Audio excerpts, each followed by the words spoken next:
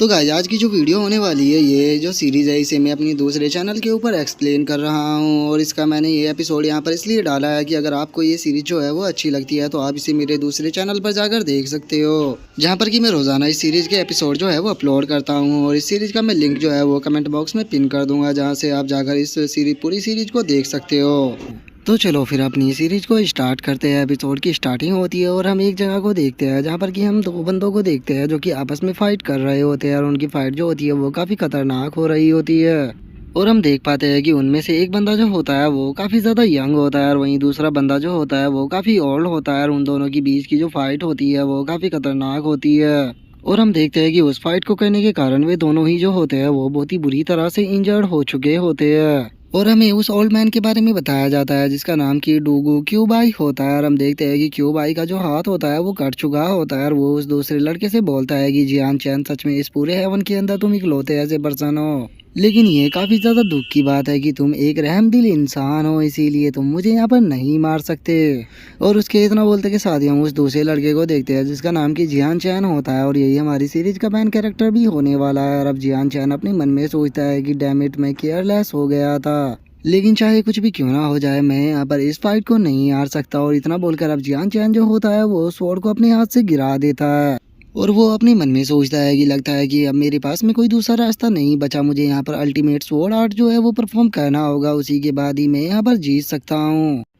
और इतना बोलकर जियान चैन जो होता है वो एकदम से बहुत ही शांत हो जाता है। लेकिन तभी हम देखते हैं कि वो एकदम से चिल्लाना शुरू कर देता है, जिस कारण उसकी बॉडी से भी इलेक्ट्रिसिटी निकलने लगती है। और वो चिल्लाते हुए बोलता है कि violent sword technique, God sword technique.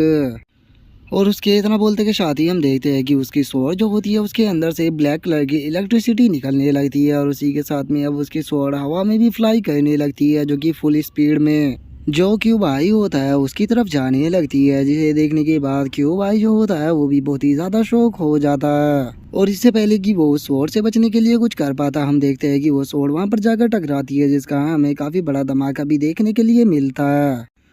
जिसके बाद हम देखते हैं कि क्यूबाई जो होता है उसकी बॉडी के अंदर एक बहुत ही बड़ा होल हो चुका होता है। और वो चिल्लाते हुए बोलता है कि ये तो 9 डेथ ब्रेक थ्रू था, आखिर तुम 9 डेथ ब्रेक थ्रू को इस टाइम पर कैसे कर सकते हो। और उसके इतना बोलते के साथ ही हम जियान चैन को देखते हैं जिसकी की बॉडी जो होती है वो जमीन की तरफ गिरने लगती है। और अब वो मरते हुए अपने मन में सोचता है कि जो आसमान है आखिर ये एकदम से बदलना क्यों शुरू हो गया। और उसके इतना बोलते कि शादी हम देखते हैं कि वहाँ पर आसमान के अंदर से एक लाइट जो होती है वो वहाँ पर आने लगती है, जिस कारण हम देखते हैं कि वहाँ पर एक ब्लैक होल जैसी चीज जो होती है वो क्रिएट हो जाती है। और उसके बाद वहाँ पर चारों तरफ अंधेरा ही छा जाता है।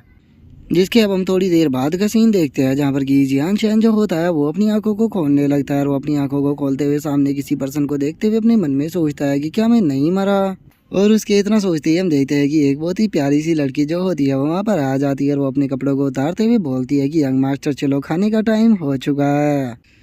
और उसके इतना बोलते के साथ ही हम जियान चैन को देखते हैं जो कि एक छोटा सा बेबी बन चुका होता है। और वो उस लड़की से बोलता है कि तुम बेगंदी सी चीज कहेंगी, जल्दी से अपने इन बड़े बड़ों को ढक लो, नहीं तो उसके बाद अगर मैंने कुछ कर दिया तो मेरे ऊपर इल्जाम मत लगाना। और अब जियान चैन को बोलता हुआ देखकर वो जो सर्वेंट होती है वो भी जोर से चिल्लाने लगती है। और वो वहाँ से भागते हुए बोलती है कि माई लेडी जल्दी से इधर आइए, क्योंकि जो यंग मास्टर है वो बात करने लग गए हैं। और अब उस लड़की की बात को सुनने के बाद जियान चैन को भी कुछ भी समझ में नहीं आता, और वो शौक होते हुए बोलता है कि ये यंग मास्टर किसे बोल रही है। और इतना बोलते के साथ ही जियान चैन जो होता है उसका ध्यान अपने प्राइवेट पार्ट के ऊपर जाता है, जिसे देखने के बाद वो शौक होते हुए बोलता है कि आखिर ये इतना छोटा कब से हो गया। और इतना बोलकर अब जियान चैन जो होता है वो अपने लास्ट मोमेंट को याद करने लगता है। और वो उसे याद करते हुए बोलता है कि मुझे याद है कि मैं उस बास्टर्ड क्यू भाई के साथ में फाइट कर रहा था, और उस फाइट के दौरान हम दोनों ने ही एक दूसरे को मार दिया था। और जब मैं नीचे गिर रहा था तो एकदम से जो आसमान था वो चेंज होना शुरू हो गया था। क्या इसका मतलब ये है कि आसमान चेंज होने का मतलब ये था कि मैं दोबारा से रीइंकार्नेटेड हो चुका हूँ? क्योंकि जिस जगह पर अभी मैं हूँ ये जगह मेरे लिए पूरी तरह से अनफेमिलर है। क्या मैं अपनी फॉरगिव कंट्री के अंदर ही पैदा हुआ हूँ?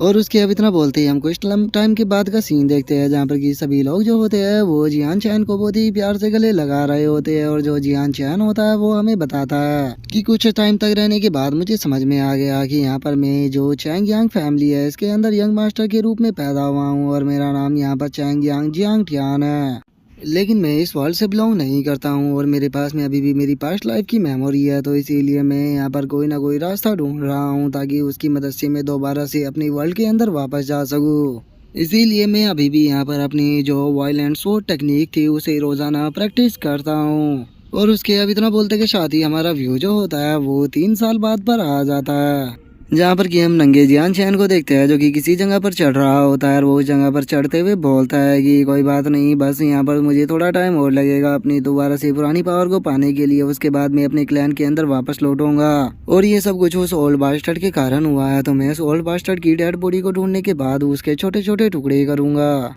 और उसके इतना बोलते कि शादी बाहर से किसी की आवाज आती है जो कि चिल्लाते हुए बोलता है कि तुम ये किस प्रकार की बेफालतू की बकवास कर रहे हो, वो केवल अभी 6 महीने का हुआ है, तो फिर आखिर वो बात कैसे कर सकता है। और इतना बोलते कि शादी हम देखते हैं कि कुछ लोग जो होते हैं वो जियान चैन के रूम के अंदर आ जाते हैं और वहाँ पर आने के बाद वे बोलते हैं कि लगता है कि तुम उसे अच्छे से दूध नहीं पिला रहे हो, इसीलिए वो उल्टी सीधी चीजें बोल रहा है।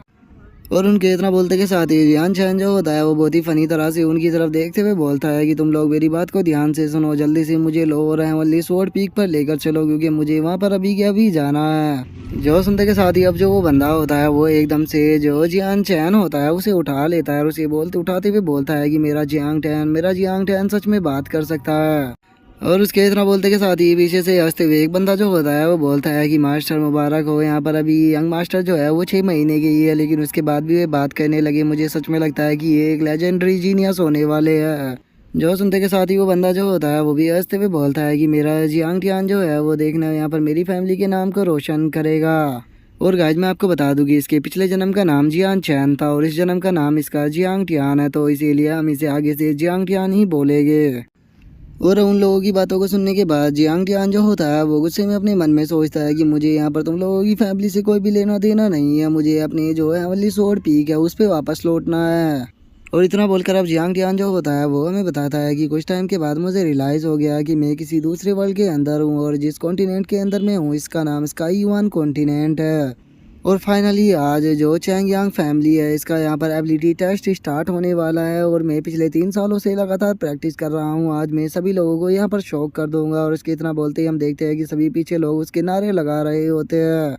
जिन्हें देखने के बाद जियांग टियान जो होता है वो हंसते हुए अपने मन में सोचता है कि मेरी एबिलिटी जो है वो इतनी खतरनाक होने वाली है कि मुझे डर है कि ये लोग यहाँ पर शौक से ही ना मर जाए। और इतना सोचकर जियांग टियान जो होता है वो एक स्टोन के पास में आ जाता है जहाँ पर कि वो जो ओल्ड मैन खड़ा होता है वो जियांग टियान से बोलता है कि यंग मास्टर प्लीज अपने हाथ को इस स्टोन प्लेट पर रखिए। जो सुनकर वो भी ओके बोलकर अपने हाथ को रख देता है। और अब वो जैसे ही वहाँ पर अपने हाथ को रखता है तो हम देखते हैं कि उस स्टोन के ऊपर कोई सिंबल सा बनने लगता है। और उस सिंबल को जो जियांग टियान और जो वो ओल्ड मैन होता है वो दोनों ही बहुत ही शौक होकर देख रहे होते हैं। और अब जो जियांग टियान होता है वो बहुत ही मासूम सा फेस बनाते हुए उस ओल्ड मैन से बोलता है कि इस साइन का क्या मतलब है, क्या मैं यहाँ पर सुपर कूल हूँ। जो सुनते ही वो ओल्ड मैन जो होता है उसे समझ में ही नहीं आता कि वो कैसे बोले। और अब थोड़ी देर हिम्मत जुटाने के बाद और खांसते हुए वो ओल्ड मैन जो होता है वो जियांग टियान से बोलता है कि टेस्ट जो है वो खत्म हो चुका है, यंग मास्टर जो है वो कल्टीवेशन नहीं कर सकते क्योंकि उनके पास में कोई भी स्पिरिट एबिलिटी नहीं है, तो इसीलिए ऐसा कहा जा सकता है कि जो यंग मास्टर है वो पूरी तरह से क्रिपल है। जो सुनते के साथ ही जो जियांग टियान होता है वो भी काफी ज्यादा शौक हो जाता है, जिसके बाद हम थोड़ी दूर पर खड़े हुए लोगों को देखते हैं जो कि वहाँ पर जियांग टियान के नारे लगा रहे होते हैं और वे चिल्लाते हुए बोलते हैं कि यंग मास्टर हम सभी लोग यहाँ पर आपकी सपोर्ट में है, हमें यकीन है कि आप यहाँ पर सभी को सरपास कर देंगे। और उन लोगों के इतना बोलते के साथ ही हम वहाँ पर खड़े हुए एक पर्सन को देखते हैं जो कि इतना इमोशनल हो चुका होता है कि वो वहाँ पर रोने लगता है और वो अपने मन में सोचता है कि फाइनली मैं इस मोमेंट का विटनेस बनने वाला हूँ जब यंग मास्टर यहाँ पर सभी को सरप्राइज करेंगे।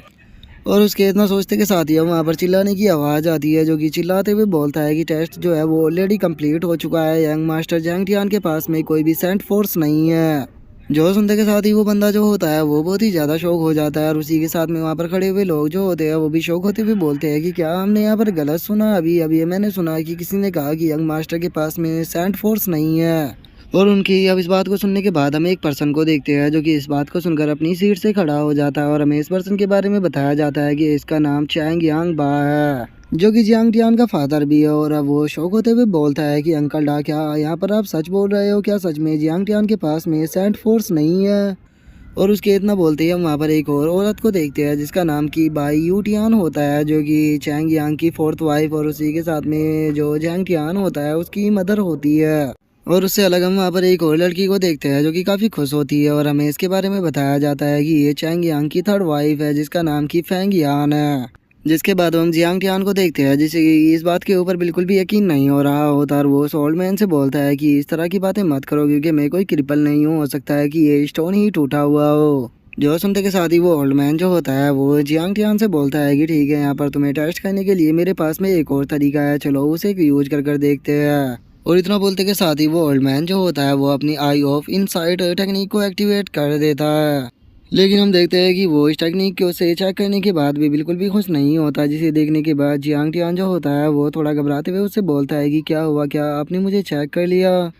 जो सुनते के साथ ही वो ओल्ड मैन जो होता है वो जियांग टियान के फादर से बोलता है कि मास्टर, मैंने यहाँ पर यंग मास्टर को बहुत ही केयरफुली तरह से चेक कर लिया, इनके पास में ना तो कोई सेंट फोर्स है और ना ही ये कभी भी कल्टीवेट कर पाएंगे। जो सुनते के साथ ही अब जो जियांग टियान के फादर होते हैं वो कुछ भी नहीं बोलते और वहीं इसकी मदर जो होती है वो उदास होते हुए बोलती है कि आखिर ऐसा कैसे हो सकता है।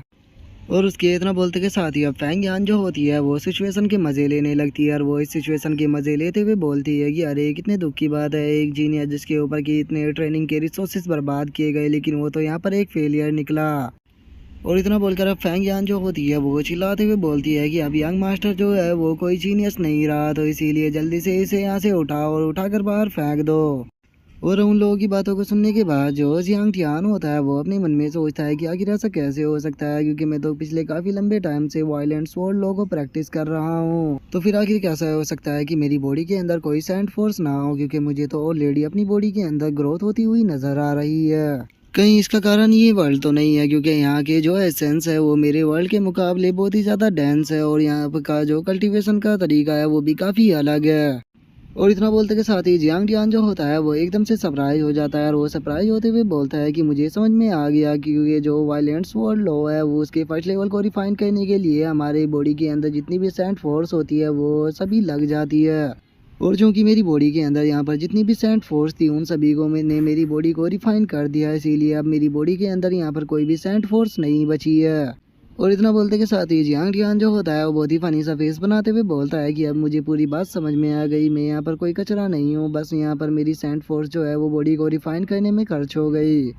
और उसके अब इतना बोलते के साथ ही जो फेंग यून होती है वो जियांग टियान के फादर के पास में आते हुए बोलती है कि मास्टर, यहाँ पर जियांग टियान तो कृपन निकला, अब यहाँ पर जो हमारी फैमिली का फ्यूचर है वो हमारे ही बेटे के ऊपर डिपेंड होने वाला है। जो सुनकर जियांग टियान का फादर जो होता है वो गुस्से में उससे बोलता है कि ठीक है, मैं समझ गया, अब तुम यहाँ पर चुप रहो। और इतना बोलते के साथ ही अब जियांग टियान का फादर जो होता है वो वहाँ से जाने लगता है और वहाँ से जाते हुए बोलता है कि अभी तक जियांग टियान को जितने भी रिसोर्सेज दिए जाते थे वे सभी के सभी की को ट्रांसफर किए जाते हैं और जो मेरी वाइफ थी उसे यहाँ पर जितने भी पैसे दिए जाते थे वे भी अब आधे कर दिए जाएंगे। जो सुनकर अब जियांग टियान जो होता है वो भी गुस्से में अपने फादर की तरफ देखने लगता है और उसकी तरफ देखते हुए अपने मन में सोचता है कि जैसे ही इसे पता लगा कि मैं क्रिपल हूँ तो इसका एटीट्यूड पूरी तरह से बदल गया। चलो अच्छा है, कम से कम यहाँ पर तुमने जो तुम्हारा असली फेस था उसे मुझे दिखा दिया। और इतना बोलकर हम देखते हैं कि वे दोनों एक दूसरे की तरफ देखने लगते हैं।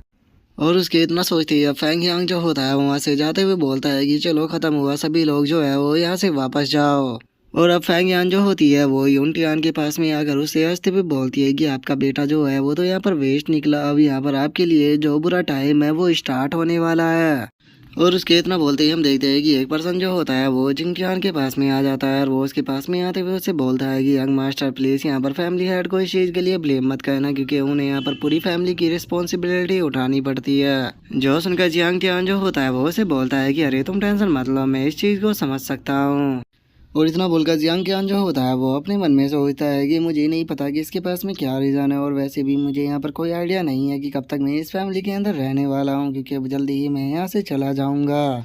और इतना सोचकर अब जो जियांग टियान होता है वो अपनी मदर के पास में जाने लगता है जो कि वहीं ज़मीन पर बैठी हुई होती है। और वो अपनी मदर के पास में आने के बाद उसे बोलता है कि मदर, आपका जो बेटा है वो किसी भी काम का नहीं है, क्योंकि वो यहाँ पर कल्टीवेट नहीं कर सकता। जो सुनते के साथ ही यून टियान जो होती है वो जियांग टियान से बोलती है कि क्या हुआ, अगर तुम यहाँ पर कल्टीवेट नहीं कर सकते हो तो मुझे यकीन है कि तुम्हारे पास में यहाँ पर कल्टीवेशन से अलग कोई और टैलेंट जरूर होगा, और जब टाइम आएगा देखना तुम यहाँ पर सभी लोगों को बहुत ही ज़्यादा शौक कर दोगे। और इतना बोलकर यून टियान जो होती है वो जियांग टियान को चीयर करते हुए उसे बोलती है कि जियांग टियान तुम्हें यहाँ पर टेंशन लेने की जरूरत नहीं है, जब तक मदर है कोई तुम्हें यहाँ पर बुली नहीं कर पाएगा। जो सुनकर जियांग टियान भी खुश होते हुए ओके बोल देता है। जो सुनते के साथ ही यून टियान जो होती है वो जियांग टियान को हक करते हुए उसे बोलती है कि तुम मेरे बहुत अच्छे बेटे हो। जो सुनते ही जो जियांग टियान होता है वो अपने मन में सोचता है कि मदर हमेशा मेरे लिए अच्छा ही करती है। और इतना बोलते के साथ ही अब जियांग टियान जो होता है वो भी एकदम से जोश में आ जाता है और वो जोश में आते हुए यून टियान से बोलता है कि मदर आपको टेंशन लेने की कभी भी ज़रूरत नहीं है, क्योंकि आपका बेटा आपको कभी भी नीचा होने नहीं देगा। और इतना बोलकर जियांग टियान जो होता है वो अपने मन में सोचता है कि अगर मुझे यहाँ पर अपनी मदर को खुश करने के लिए सभी लोगों को मारना भी पड़ा तो मैं अपनी मदर के लिए ये भी करूँगा, क्योंकि मेरी मदर बहुत प्यारी है। और अब जियांग टियान की बातों को सुनने के बाद जो यून टियान होती है वो भी हंसने लगती है और वो हंसते हुए उससे बोलती है कि हाँ मदर को तुम्हारे ऊपर यकीन है। जो सुनते के साथ ही अब जो जियांग टियान होता है वो अपने मन में सोचता है कि देखना जल्दी ही मैं अपनी स्ट्रेंथ को वापस पाऊंगा, जिसके बाद यहाँ पर मुझे नीचे देखने वाले लोगों को पे करना पड़ेगा। जिसके बाद अब हमारा व्यू जो होता है वो कुछ सालों बाद जो चैंग यांग फैमिली का जो बुक कलेक्शन होता है उसके अंदर आ जाता है, जहाँ पर कि हम देखते हैं कि जो जियांग टियान होता है वो बैठा हुआ होता है, जो कि अब 7 साल का हो चुका होता है। और अब उस बुक को बंद करते हुए जो जियांग टियान होता है वो बोलता है कि ये लास्ट बुक थी, यहाँ पर हजारों बुकों का कलेक्शन है जो कि मैंने कंप्लीट कर लिया है। और इतना बोलकर जियांग टियान जो होता है वो अपनी स्पिरिचुअल एनर्जी को बाहर निकालने लगता है, जहाँ पर कि हम देखते हैं कि उसकी स्पिरिचुअल एनर्जी जो होती है वो 2 होती है, जिसमें से एक ब्लू और एक पर्पल होती है। और अब जियांग टियान जो होता है वो अपने मन में सोचता है कि यहाँ से मैंने जितनी भी अटैकों को सीखा था इस लाइब्रेरी के अंदर से मैंने उन सभी को वायलेंट सोल लॉ के साथ में कंबाइन कर लिया है, तो चलो देखते हैं कि अब मेरी पावर कितनी बढ़ गई है। और इतना बोलते के साथ ही अब जियांग टियान जो होता है वो अपनी स्पिरिचुअल एनर्जी को हाथ में इकट्ठा कर कर वहाँ पर अपनी पाम अटैक को बनाकर जो सामने भीम होता है उसके ऊपर मारता है, और हम देखते हैं कि जियांग टियान का जो हैंड होता है वो उस भीम के ऊपर छप जाता है। जिसे देखने के बाद जियांग टियान जो होता है वो भी काफी खुश हो जाता है और वो खुश होते हुए बोलता है कि 3 सालों तक अपनी बॉडी को रिफाइन करने के बाद अब मेरी जो स्पिरिचुअल फोर्स है वो बॉडी के अंदर इकट्ठा होने लगी है। और उसी के साथ में चूंकि मैंने यहाँ पर अपनी बॉडी को रिफाइन किया है इसी कारण मेरी कल्टीवेशन की स्पीड भी नॉर्मल मुकाबले कई गुना ज़्यादा बढ़ चुकी है। और इतना बोलकर अब जियांग टियान जो होता है वो बाहर की तरफ देखते हुए बोलता है कि चलो टाइम हो चुका है मदर को हेलो बोल के आने का, नहीं तो ऐसा ना हो कि कहीं वो पता लगा ले कि मैं सीक्रेटली रहकर प्रैक्टिस कर रहा हूँ। और इतना बोलते ही हमारा व्यू दूसरी जगह पर आ जाता है, जहाँ पर कि हम जियांग टियान को देखते हैं जो कि अपनी मदर के पास में आ चुका होता है, जहाँ पर कि हम देखते हैं कि उसकी मदर जो होती है उसने खीरे के छोटे छोटे पीस काट रखे होते हैं और वो जियांग टियान से बोलती है कि जियांग टियान तुम्हें एक बात हमेशा याद रखनी होगी,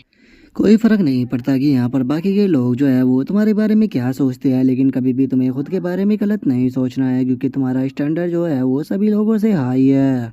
जो सुनकर जियांग टियान जो होता है वो बहुत ही मासूम सा फेस बनाते हुए यून टियान से बोलता है कि मदर प्लीज मुझे माफ कर दीजिए, क्योंकि मैं वेस्ट हूँ इसीलिए मैं आपको इतना ज्यादा सफर करना पड़ता है। जो सुनकर यून टियान जो होती है वो हंसते हुए जियांग टियान से बोलती है कि बेवकूफ लड़के आखिर ये तुम किस तरह की बातें करते रहते हो। और इतना बोलकर जो यून टियान होती है वो बात को घुमा देती है और वो जियांग टियान से बोलती है कि जरा देखो तो ये जो सिंपल फूड होते हैं ये खाने के लिए भी काफी अच्छे होते हैं, इनसे लोग हेल्थी भी रहते हैं और उससे अलग ये जो फैट होता है उसे भी घटाने में मदद करते हैं, तो इसीलिए हमेशा ही इन्हें खाना चाहिए। और इतना बोलते के साथ ही यून टियान जो होती है वो जियांग टियान से बोलती है कि अरे हाँ मुझे अभी याद आया, जो तुम्हारी थर्ड आंट है उसने यहाँ पर स्किन प्रोडक्ट खरीदे थे वो भी हाई प्राइस पर, ताकि वो यहाँ पर जो उसकी स्किन है उसे और भी ज़्यादा अच्छा कर सके, लेकिन वे इनका जो असर था वो उल्टा हो गया और उसकी स्किन और बेकार हो गई। जो सुनकर जो जियांग टियान होता है वो हंसते हुए बोलता है कि सही हुआ वो यही डिजर्व करती है। जो सुनते के साथ ही यून टियान जो होती है वो बहुत ही फनी सा फेस बनाते हुए जियांग टियान से बोलती है कि अरे हाँ मैं तो इस बारे में भूल ही गई थी। और इतना बोलते के साथ ही वो अपने पास से एक पेपर को निकाल कर जियांग टियान को देते हुए उससे बोलती है कि जियांग टियान आज तुम्हें ये वाली बुक पढ़नी है और इसके अंदर मैंने तुम्हारे लिए क्वेश्चनों को लिखा हुआ है जिन्हें कि तुम्हें होमवर्क करना है और ये कंप्लीट होना चाहिए। जो सुनकर जियांग टियान अजीब सा फेस बनाते हुए बोलता है कि ठीक है मैं कर लूंगा। और इतना बोलकर अब जियांग टियान जो होता है वो उस पेपर को पढ़ने लगता है और वो पढ़ते हुए अपनी मदर से बोलता है कि मदर क्या मैं केवल बुकों को पढ़ नहीं सकता हूँ, क्योंकि मुझे लिखना यहाँ पर काफ़ी ज़्यादा मुसीबत भरा काम लगता है। और इतना बोलकर जियांग टियान जो होता है वो अपने मन में सोचता है कि वैसे भी मुझे सब कुछ तो याद है क्योंकि मैंने सारी बुकों को पढ़ा हुआ है, अब आखिर उन्हें कौन लिखेगा क्योंकि लिखने में बहुत ज़्यादा टाइम वेस्ट होने वाला है। और जियांग टियान ये सोच ही रहा होता है, तभी जो यून टियान होती है वो जियांग टियान से बोलती है कि जियांग टियान, तुम्हारे पास में सेंट फोर्स नहीं है, इसीलिए तुम कल्टीवेट नहीं कर सकते हो। अगर तुम भी बस अकेला पढ़ ही सकते हो तो इसीलिए मदर जो है वो तुम्हारी ही भलाई के लिए ये सब कर रही है। जो सुनकर जियांग टियान जो होता है वो अजीब सा फेस बनाते हुए अपने मन में सोचता है कि मदर, बस मुझे आप ये बता दो कि आप आखिर किस तरह से होली पावर जो है उन्हें प्रैक्टिस करती हो। और वो ये सोच ही रहा होता है, तभी जो यून टियान होती है वो जियांग टियान से बोलती है कि अगर तुम यहाँ पर जो सेंट फोर्स है उसे भी कल्टीवेट कर पाते तो उसके बाद भी मैं तुम्हारे से यहाँ पर पढ़ाई जरूर करवाती। जो सुनते के साथ ही जो जियांग टियान होता है वो सपने देखने लगता है, जहाँ पर कि उसे उसकी मदर बहुत खतरनाक दिखाई दे रही होती है। और वो जियांग टियान से बोलती है कि जियांग टियान, चलो फाइनली तुम सेंट फोर्स को कल्टीवेट कर सकते हो, इसीलिए तुम्हारा होमवर्क जो है वो डबल किया जाता है। और अब इस चीज़ को सोचते के साथ ही जो जियांग टियान होता है वो अपनी मदर से बोलता है कि मदर ठीक है, मैं लाइब्रेरी में बुक पढ़ने के लिए जा रहा हूँ। जो सुन गई यून टियान उससे बोलती है कि ठीक है जाओ, और याद रखना होमवर्क करना है क्योंकि मैं रात को चेक करूँगी। जो सुनकर जियांग टियान भी ओके बोल देता है। जिसके बाद हम यून टियान को देखते हैं जो कि किसी दूसरी जगह पर जा रहा होता है, और वो वहाँ पर जाते हुए अपने मन में सोचता है कि अब तो लाइब्रेरी के अंदर कोई बुक ही नहीं बची जिसे कि मैं पढूं, और मैं होमवर्क नहीं करना चाहता हूँ, तो फिर आखिर मैं अपने टाइम को पास कैसे करूँ। और इतना बोलते ही यून टियान जो होता है उसे वहाँ पर खाने की खुशबू आने लगती है, जिसे सूंघने के बाद वो बोलता है कि इतनी प्यारी खुशबू कहाँ से आ रही है। और इतना बोलते ही वो जैसे ही सामने की तरफ देखता है वो काफ़ी खुश हो जाता है, और वो खुश होते हुए बोलता है कि ये तो मदर का फेवरेट ट्रम्प केक है। और इतना बोलकर अब वो उस तरफ भागते हुए जाने लगता है, और वो जाते हुए बोलता है कि चलो मैं यहाँ से कुछ केकों को ले लेता हूँ, क्योंकि अगर मदर इन्हें खाएगी तो वे काफ़ी खुश हो जाएगी। और इतना बोलते के साथ ही वो उस रसोई के अंदर आ जाता है, जहाँ पर कि वे ट्रम्प केक रखे हुए होते हैं। और अब वो जैसे ही उन्हें उठाने के लिए अपने हाथ को बढ़ाता है, लेकिन तभी हम देखते हैं कि उसके उन केक को उठाने से पहले ही कोई आकर उस प्लेट को उठा लेता है, और वो उस प्लेट को उठाते हुए बोलता है कि अरे जरा देखो तो ये तो यंग मास्टर है। और उसके इतना बोलते हमें पता लगता है कि ये पर्सन कोई और नहीं बल्कि एक रसोइया होता है, जो कि जियांग टियान को देखते हुए बोलता है कि जरा देखो तो यंग मास्टर चैंग यांग फैमिली के यहाँ पर आकर किचन के अंदर खाने को चोरी कर रहे हैं, लेकिन ये सही बात नहीं है। और अब उसकी बातों को सुनने के बाद जो जियांग टियान होता है उसे उसके ऊपर गुस्सा आ जाता है, और वो उससे गुस्से में बोलता है कि मैं चैंग यांग फैमिली का यंग मास्टर हूँ, तुम्हारी हिम्मत कैसे हुई मुझसे इस तरह से बात करने की, क्या तुम्हें डर नहीं है कि मैं तुम्हें यहाँ पर पनिश करा सकता हूँ। जो सुनते ही वो सर्वेंट जो होता है वो जियांग टियान से बोलता है कि मैं थर्ड आंट का सर्वेंट हूँ, इसीलिए जो फोर्थ आंट है वो मुझे यहाँ पर कंट्रोल नहीं कर सकती, तुम्हारे लिए सही रहेगा कि तुम यहाँ से बाहर चले जाओ।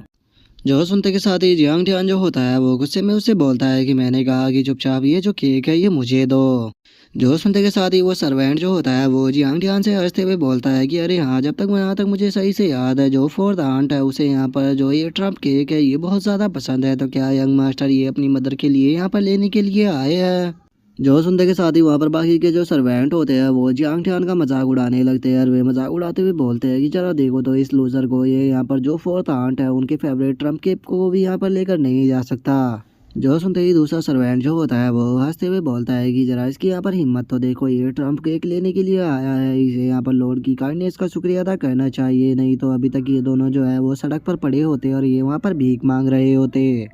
और उन लोगों की बातों को सुनने के बाद जियांग टियान का जो गुस्सा होता है वो सातवें आसमान पर जाने लगता है, और वो गुस्से में उनसे बोलता है कि मैंने कहा कि चुपचाप जो ट्रम्प केक है वो मुझे दो। जो सुनते के साथ ही अब वो सर्वेंट जो होता है वो उस ट्रम्प केक की जो प्लेट होती है उसे अपने हाथ से गिराते हुए बोलता है कि अरे सॉरी, मेरे हाथ से वो प्लेट जो है वो फिसल गई। और उसके इतना बोलते के साथ ही हम देखते हैं कि सारे ट्रम्प केक जो होते हैं वो ज़मीन पर गिर जाते हैं, जिन्हें देखने के बाद जो जियांग टियान होता है उसे बहुत ज़्यादा गुस्सा आ जाता है, और वो गुस्से में चिल्लाते हुए बोलता है कि बास्टर्ड, ऐसा करने की तुम्हारी हिम्मत कैसे हुई। और इतना बोलते के साथ ही जो जियांग टियान होता है वो सर्वेंट के जाकर सीधे मुंह पर एक बहुत ही पावरफुल पंच को मारता है, जिस कारण हम देखते हैं कि उस सर्वेंट की हालत खराब हो जाती है। और जो जियांग टियान होता है वो गुस्से में उससे बोलता है, मैं जानता हूँ कि यहाँ पर जो थर्ड आंट है उसने यहाँ पर तुम्हें रखा हुआ है ताकि तुम हम लोगों के साथ में बुरा कर सको, और पिछले 2 सालों से लगातार तुम मेरे और मेरी मदर के साथ में बुरा करते हुए आ रहे हो, लेकिन आज मैं उन 2 सालों का बदला जो है वो तुमसे यहाँ पर लूंगा। और इतना बोलते के साथ ही जो जियांग टियान होता है वो सर्वेंट के मुंह पर एक और पावरफुल पंच जो होता है वो मारता है, जिस कारण हम देखते हैं कि अब जो वो सर्वेंट होता है वो पीछे जाकर दीवार से टकराता है। और जियांग टियान का जो ये पंच था ये इतना ज़्यादा पावरफुल होता है कि वो सर्वेंट वहीं पर ही बेहोश हो जाता है, जिसे देखने के बाद अब वहाँ पर खड़े हुए जो बाकी के सर्वेंट होते हैं उनकी भी हालत ख़राब हो जाती है। जिसके बाद अब जियांग टियान जो होता है वो बाकी के सर्वेंटों की तरफ देखकर गुस्से में उनसे बोलता है कि इतने सालों से तुम मेरी माँ से पैसे हड़पते रहे हो और उन्हें बुरे कारखाना खिलाते रहे हो, क्या तुम्हें लगता है कि इस चीज़ को यहाँ पर मैं जानता नहीं हूँ। मैं तुम लोगों को यहाँ पर आज आखिरी एडवाइस दे रहा हूँ, अगर अगली बार इस तरह की कोई भी चीज़ हुई तो याद रखना कि मैं यहाँ पर किसी को भी नहीं छोड़ूंगा। क्या तुम्हें मेरी बात जो है वो सुनाई दे रही है? जो सुनते के साथ ही सभी सर्वेंट जो होते हैं वो घबराते हुए जियांग टियान से बोलते हैं कि यंग मास्टर हम आपकी बात को समझ गए। जो सुनकर जियांग टियान जो होता है वो वहाँ से निकल जाता है। और अब जियांग टियान के वहाँ से चले जाने के बाद बाकी के सर्वेंट जो होते हैं वो आपस में बातें करने लगते हैं कि क्या ये सेम यंग मास्टर है, क्योंकि इसने केवल एक ही अटैक में जो किया था उसे यहाँ पर नॉकआउट कर दिया।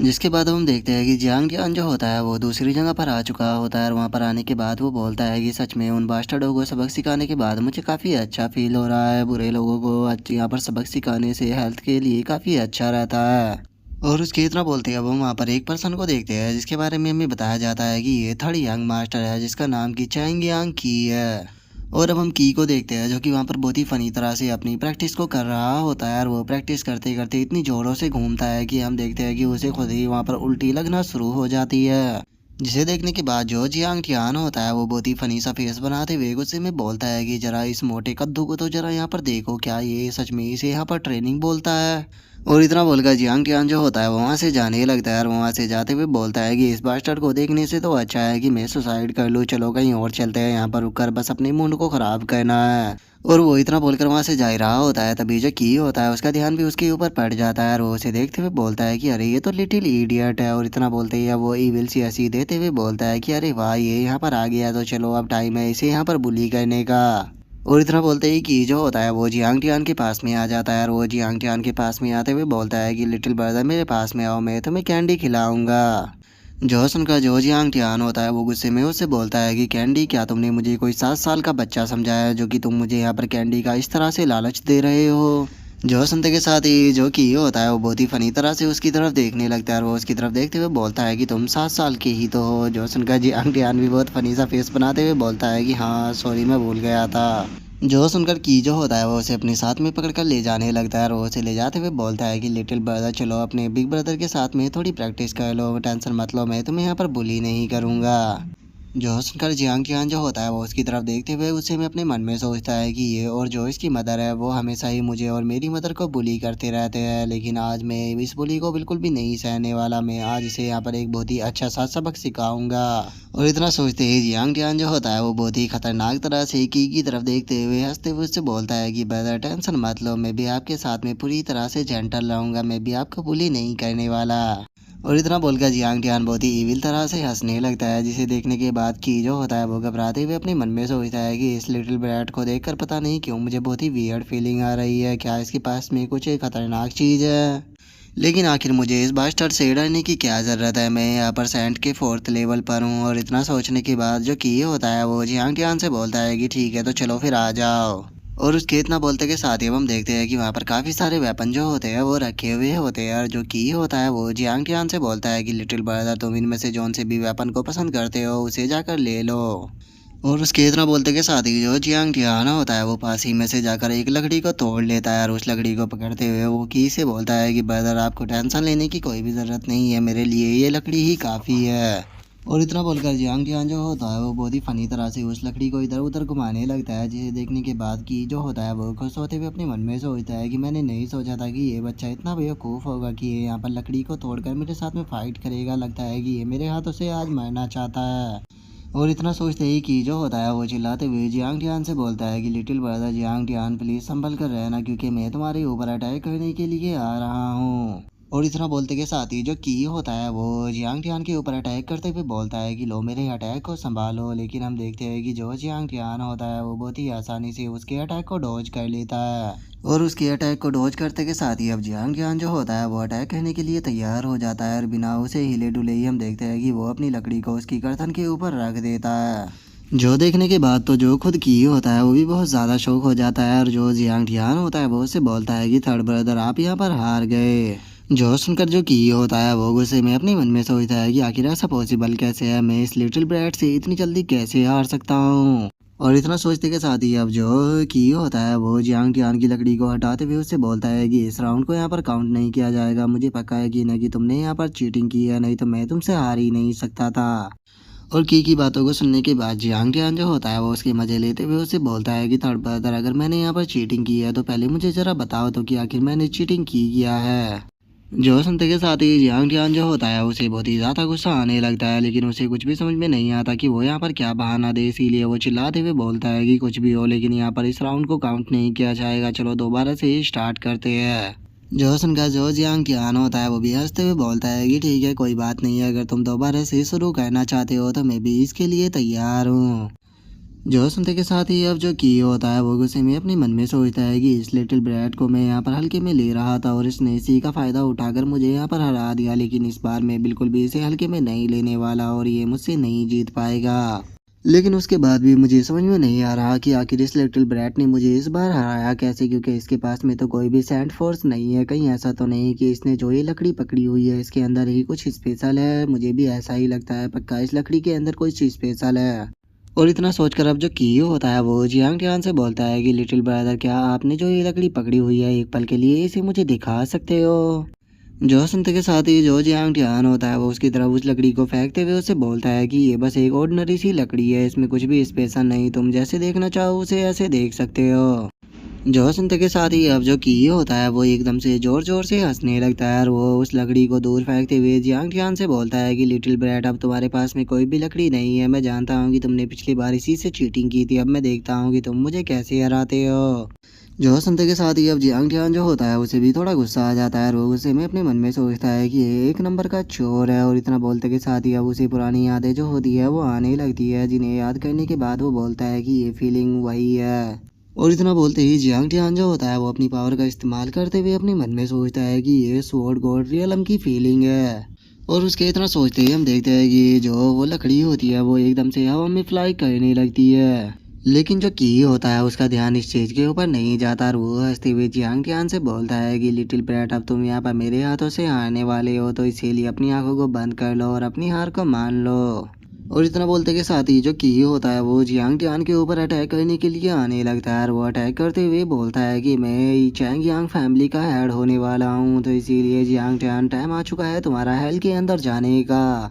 और उसके इतना बोलते के साथ ही हम देखते हैं कि जो जियांग टियान होता है वो एकदम से अपने हाथ से किसी पावर को एक्टिवेट करता है, जिस कारण हम देखते हैं कि एकदम से वो जो वो लकड़ी होती है वो सीधे की तरफ जाने लगती है। लेकिन जो की होता है उसके इसकी चीज़ के ऊपर ध्यान नहीं जाता और इससे पहले कि वो जियांग टियान के ऊपर अटैक करता हम देखते हैं कि वो लकड़ी जो होती है वो सीधे आकर की से टकराती है, जिस कारण की जो होता है वो ज़मीन पर गिर जाता है। और अब वो उस लकड़ी को देखते हुए शौक होकर अपने मन में सोचता है कि आखिर अभी ये क्या हुआ। और इतना बोलते ही जैसे ही वो अपने काल को देखता है तो उसे पता लगता है कि उसके कालों से ब्लड आने लगा है। जो देखते के साथ ही अब जो की होता है वो वहाँ पर बहुत ही जोर जोर से रोने लगता है और वो चिल्लाते हुए जियांग टियान से बोलता है कि लिटिल ब्रैट, तुम्हारी हिम्मत कैसे हुई यहाँ पर मुझे इंजर्ड करने की। मैं अपनी मदर को अभी बताने के लिए जा रहा हूँ, फिर देखना यहाँ पर तुम्हारा क्या हाल होगा।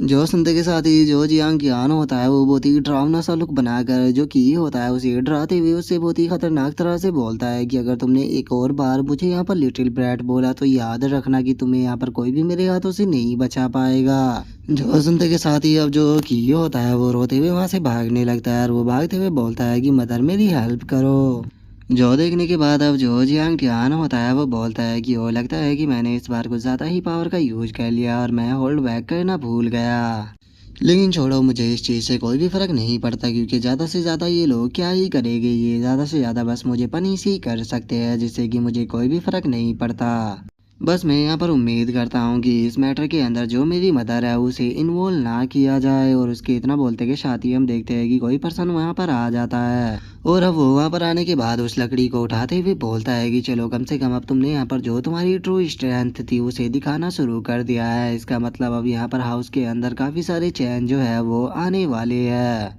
जिसके बाद हमारा व्यू चैंग यांग के ऊपर आ जाता है, जहाँ पर कि हम देखते हैं कि जो फेंग यान होती है वो वहाँ पर की को लेकर आई होती है और वो चिल्लाते हुए चैंग यांग से बोलती है कि मास्टर, जरा एक बार देखिए तो उसने यहाँ पर हमारे बेटे का क्या हाल कर दिया है। जो जियांग टियान है वो जानबूझकर यहाँ पर हमारे इकलौते बेटे को मारना चाहता है, क्योंकि वो चाहता है कि यहाँ पर जो फैमिली का हेड है वो मर जाए, जिसके बाद वो यूजलेस फैमिली का हेड बन जाए। और यहाँ पर हमें बताया जाता है कि जो फैंग यान है उसने अपनी खूबसूरती को बढ़ाने के लिए किसी पॉइजन का अपने चेहरे के ऊपर यूज किया था, जिस कारण इसका चेहरा और भी ज़्यादा बदसूरत हो गया है। जिसके बाद हम देखते हैं कि वहाँ पर वो सर्वेंट भी आ जाता है जिसे कि जियांग टियान ने मारा था और वो चिल्लाते हुए बोलता है कि मास्टर, यहाँ पर यंग मास्टर जो है वो आउट ऑफ कंट्रोल हो गया है, उसने बिना किसी बात के आकर मुझे मारना शुरू कर दिया।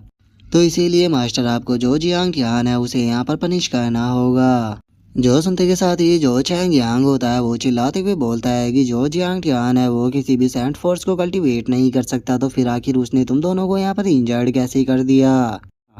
जो सुनते के साथ ही फैंग यांग जो होती है वो बहुत ही बदसूरत सा फेस बनाते हुए जो चैंग यांग होता है उसे बोलती है कि यहाँ पर मुझे पक्का है कि इन्हें कि जो जियांग टियान की मदर है उसने उसे कुछ ना कुछ ऐसी चीज दी होगी जिससे कि वो यहाँ पर मेरे बेटे को मार सके। जो यहाँ पर की है वो फ्यूचर का होने वाला हेड है, लेकिन ये लोग इसे मारना चाहते हैं। मास्टर आपको यहाँ पर कुछ ना कुछ तो करना होगा, आप ऐसे ही हमारे बेटे को मरने नहीं दे सकते हो।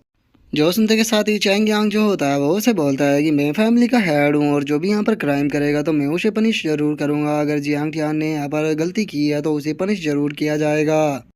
और इतना बोलते के साथ ही जो चैंग यांग होता है वो चिल्लाते हुए बोलता है कि कोई जाओ और जाकर जियांग टियान को यहाँ पर लेकर आओ, और अगर ये क्राइम सही निकला कि उसने अपने ब्रदर को मारने की कोशिश की है तो उसे यहाँ पर लॉ के हिसाब से पनिश किया जाएगा।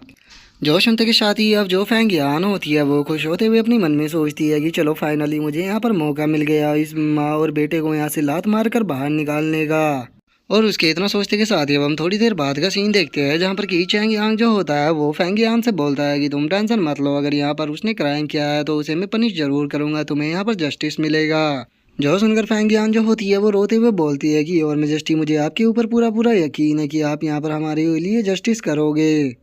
और उसके इतना बोलते के शादी हम देखते हैं कि वहाँ पर कोई आ जाता है और वो वहाँ पर आते हुए बोलता है कि तुम्हें जियांग टियान को ढूंढने जाने की कोई भी ज़रूरत नहीं है, क्योंकि यहाँ पर जो कुछ भी हुआ है वो सब कुछ मैंने किया है। इसमें जो जियांग टियान है उसका कोई भी हाथ नहीं है। और अब हमें पता लगता है कि यहाँ पर जो यून टियान है वो आ चुकी है। और अब यून टियान को वहाँ पर देखने के बाद जो चैंग यांग होता है वो यून टियान से बोलता है कि तुम कहना चाहती हो कि जियाओ टियान ने इनमें से किसी को भी हर्ट नहीं किया बल्कि तुमने किया है। जो सुनते के साथ ही यून टियान उससे बोलती है कि मैं हमेशा ही इस चीज़ को लेकर थोड़ी परेशान रहती थी कि जो जियांग टियान है वो कल्टीवेट नहीं कर सकता, इसीलिए ये लोग इसे बुली करते रहते हैं, इसीलिए मैं सीक्रेटली रहकर उसे प्रोटेक्ट कर रही थी। और आज मैंने देखा जो ये सर्वेंट और जो ये की है ये दोनों मिलकर मेरे बेटे को बुली कर रहे थे, तो इसीलिए मैंने इन दोनों को एक अच्छा सबक सिखा दिया।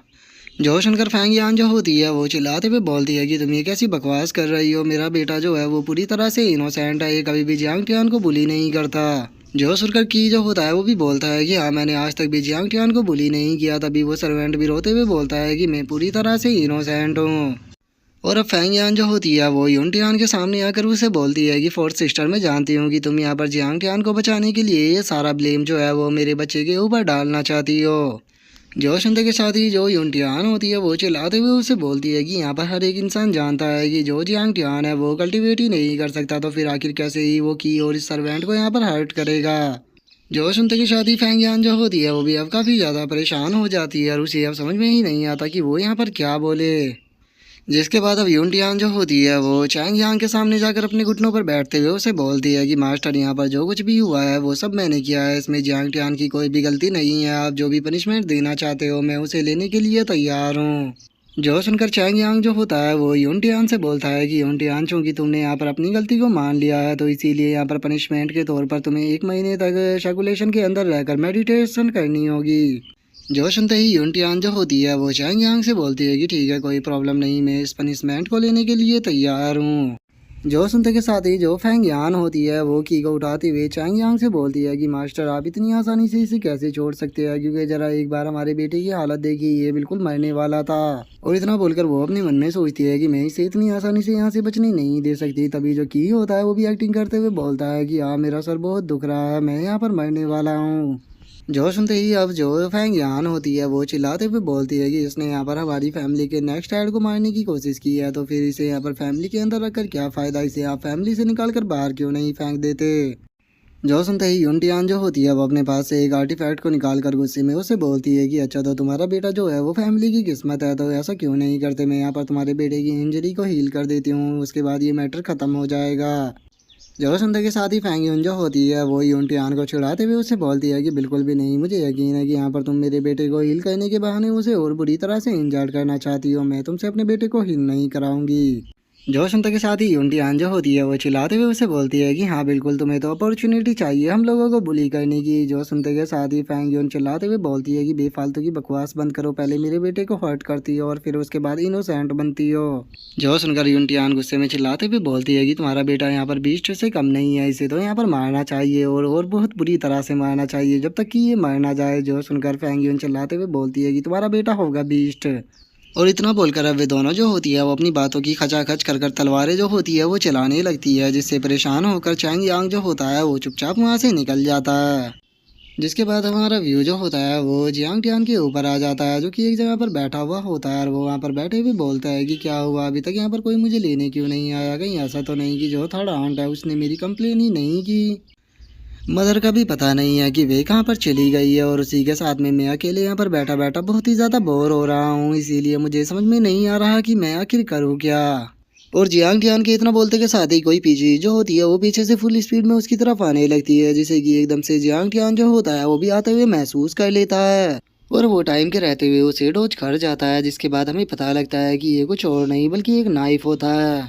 जिसके बाद अब हम देखते हैं कि एक पर्सन जो होता है वो वहाँ पर आ जाता है और वो वहाँ पर आने के बाद गुस्से में चिल्लाते हुए बोलता है कि तुम्हारी हिम्मत कैसे हो गई यंग मास्टर को हर्ट करने की, आज तुम यहाँ पर मरोगे। और अब उस बंदे को वहाँ पर देखकर जो जियांग टियान होता है वो उससे बोलता है कि क्या यहाँ पर तुम्हें फैंग यान ने भेजा है। जो सुनते ही वो बंदा जो होता है वो जियांग टियान से बोलता है कि हाँ मुझे उन्होंने ही भेजा है ताकि मैं उस तुम्हें यहाँ पर ख़त्म करने के बाद उनके बेटे का बदला लूँ। और इतना बोलते ही वो जियांग टियान के ऊपर अटैक करने के लिए आने लगता है, लेकिन जो जियांग टियान होता है वो अपनी स्पीड का इस्तेमाल कर कर उसके अटैक से बच जाता है। जो देखते के साथ ही वो बंदा जो होता है वो दोबारा से उसके ऊपर अटैक को करता है, लेकिन इस बार भी जियांग टियान उससे बच जाता है और हमें पीछे एक धमाका देखने के लिए मिलता है। जिसे देखने के बाद अब जियांग टियान जो होता है वो अपने मन में सोचता है कि ये बंदा जो है वो सेंट फोर्स के 4th लेवल पर है, इसका मतलब चलो मैं इसे हैंडल कर सकता हूँ। और इतना बोलते ही जियांग टियान जो होता है वो एक लकड़ी की स्टिक को उसकी तरफ फेंकते हुए बोलता है कि लो इसे संभालो। जो देखते ही वो बंदा जो होता है वो हंसते हुए जियांग टियान से बोलता है कि क्या सच में तुम्हें लगता है कि मुझे ये लकड़ी यहाँ पर हर्ट कर पाएगी। जो सुनते ही जियांग टियान जो होता है वो अपनी स्पिरिचुअल एनर्जी का यूज करते हुए उसे बोलता है कि अच्छा तो क्या तुम्हें लगता है कि लकड़ी यहाँ पर तुम्हें हर्ट नहीं कर सकती, तो आखिर तुमसे ऐसा किसने कहा। और इतना बोलते के साथ ही जियांग टियान जो होता है वो उस लकड़ी की स्टिक को अपने हाथ से कंट्रोल करने लगता है, जो कि सीधे अब उस बंदे की तरफ आने लगती है। और वो जो बंदा होता है उसका ध्यान भी उसके ऊपर चला जाता है, लेकिन अब उस चीज़ से रोज करने के लिए काफ़ी ज़्यादा देर हो चुकी होती है। जिस कारण हम देखते हैं कि वो लकड़ी की स्टिक फुल स्पीड में आकर उस बंदे से टकराती है, जिस कारण उसका मास्क भी 2 भागों में कट जाता है। और हमें पता लगता है कि ये बंदा कोई और नहीं बल्कि चैंग यांग होता है, जिसे देखते के साथ ही जियांग टियान भी शौक होते हुए बोलता है कि फादर आखिर आप यहाँ पर क्या कर रहे हो। जो सुनते के साथ ही जो चैंग यांग होता है वो बहुत ही फनी तरह से रोने लगता है और वो रोते हुए बोलता है कि इसका मतलब तुम सच में यहाँ पर सैंड फोर्स का यूज कर सकते हो। जो सुनकर जो जियांग टियान होता है वो चैंग यांग से बोलता है कि इसमें कोई बड़ी बात नहीं है, मैं सैंड फोर्स का यूज जो है वो बहुत ही पहले से ही कर सकता हूँ। और यहाँ पर जो की और जो वो सर्वेंट है उन दोनों को भी मैंने ही हर्ट किया है, तो इसीलिए इस चीज़ के लिए यहाँ पर मेरी मदर को इस मैटर के अंदर इन्वॉल्व करने की कोई ज़रूरत नहीं है। अगर तुम पनिश करना चाहते हो तो मुझे कर सकते हो। जो सुनकर चैंग यांग जो होता है वो जियांग टियान के कंधे के ऊपर हाथ रखते हुए उससे बोलता है कि जियांग टियान अगर तुम यहाँ पर सैंड फोर्स का यूज कर सकते थे तो तुमने मुझे क्यों नहीं बताया। अगर तुमने ये बात मुझे शुरू में ही बता दी होती तो तुम्हारे और तुम्हारी मदर के साथ में जो कुछ यहाँ पर होता था वो होना बंद हो चुका होता। जो सुनते के साथ ही अब जो जियांग टियान होता है वो चैंग यांग के हाथ को हटाते हुए उसे बोलता है कि आखिर मैं ये चीज़ तुम्हें क्यों बताता, क्योंकि बचपन में जब तुम लोगों को लगा कि मैं यहाँ पर एक जीनियस हूँ तो तुम सभी लोग मुझसे बहुत ज़्यादा प्यार करते थे, इवन कि तुमने यहाँ पर सारे ट्रेनिंग रिसोर्सेज भी मेरे ऊपर बर्बाद कर दिए और तुम हमेशा ही मुझे प्यार करते थे। लेकिन जैसे ही तुम्हें पता लगा कि मेरे पास में कोई भी सैंड फोर्स नहीं है और मैं फ्यूचर में कल्टीवेट नहीं कर पाऊंगा, तो तुमने मुझसे और मेरी मदर से इस तरह से मुंह फेर लिया जैसे कि तुम हमें जानते ही नहीं हो। तो मुझे बताओ कि आखिर मैं यहाँ पर तुम्हारे लिए क्या हूँ, क्या मैं तुम्हारे लिए तुम्हारा बेटा हूँ या फिर तुम्हारे लिए कोई टूल हूँ जिसे कि बस तुम यहाँ पर यूज करना चाहते हो। जो सुनकर चैंग यांग जो होता है वो जियांग टियान से बोलता है कि जियांग टियान मेरी प्रॉब्लम को समझो, यहाँ पर मेरे सामने काफ़ी प्रॉब्लम होती है, मुझे फैमिली के फ्यूचर को भी देखना था। जो सुनते ही जियांग टियान गुस्से में चिल्लाते हुए उससे बोलता है कि तुमने केवल अपनी प्रॉब्लम के ऊपर ध्यान दिया, लेकिन मेरी और मेरी मदर की प्रॉब्लम का क्या। हम इतने सालों से यहाँ पर इस तरह से बुली हो रहे हैं लेकिन तुमने आज तक भी उसे रोकने की कोशिश नहीं की। जैसे ही तुम्हें यहाँ पर पता लगा कि मैं यहाँ पर कल्टीवेशन नहीं कर सकता, तुमने हम लोगों से पूरी तरह से आंखें बंद कर ली। इवन कि अगर मैं यहाँ पर मारा भी जाता तो तुम्हें इस चीज़ से यहाँ पर कोई भी फर्क नहीं पड़ता। जो सुनकर चैंग यांग जो होता है वो थोड़ा उदास होते हुए उससे बोलता है कि जियांग टियान ये तुम कैसी बातें कर रहे हो, मैंने आज तक भी तुम्हारे या तुम्हारी मदर के बारे में इस तरह की चीज़ को नहीं सोचा। जो सुनकर जियांग टियान जो होता है वो गुस्से में उसे बोलता है कि अगर मैं तुम्हें सच बताऊं तो मुझे इस चीज़ से कोई भी फर्क नहीं पड़ता कि तुम मुझे यहाँ पर किस तरह से ट्रीट करते हो, लेकिन यहाँ पर तुम लोगों ने जो मेरी मदर के साथ में किया है और तुम उसे पास्ट में जिस तरह से बुली करते आए हो, मैं इस चीज़ को लिए तुम लोगों को कभी माफ़ नहीं कर सकता। जो सुनकर चैंग यांग जो होता है वो जियान टियान से बोलता है कि जियान टियान तुम्हें लगता है कि मैं फैमिली का हेड हूँ तो हर एक चीज़ जो है वो मेरे कंट्रोल में है, लेकिन ऐसा बिल्कुल भी सच नहीं है, क्योंकि फैमिली का हेड होने के बाद भी ऐसी बहुत सी चीज़ें होती है जो कि मेरे कंट्रोल से बाहर होती है। जो सुनकर जियान टियान जो होता है वो वहाँ से जाते हुए चैंग यांग से बोलता है कि हाँ मैं मानता हूँ कि तुम फैमिली के हेड हो, इसीलिए तुम्हें हर एक पर्सन के बारे में यहाँ पर सोचना पड़ता है, लेकिन मैं बस अपनी केवल मदर के बारे में ही चिंता करता हूँ। और अगर रही बात आज के मैटर की तो मैं तुम्हें क्लियर कर दूँ कि यहाँ पर उन दोनों को मैंने पीटा है, तो तुम चाहे मुझे पनिश करो चाहे मुझे मारो, मुझे इस चीज़ से कोई फ़र्क नहीं पड़ता, लेकिन मेरी मदर को इस मैटर के अंदर इन्वॉल्व करने की कोई ज़रूरत नहीं है।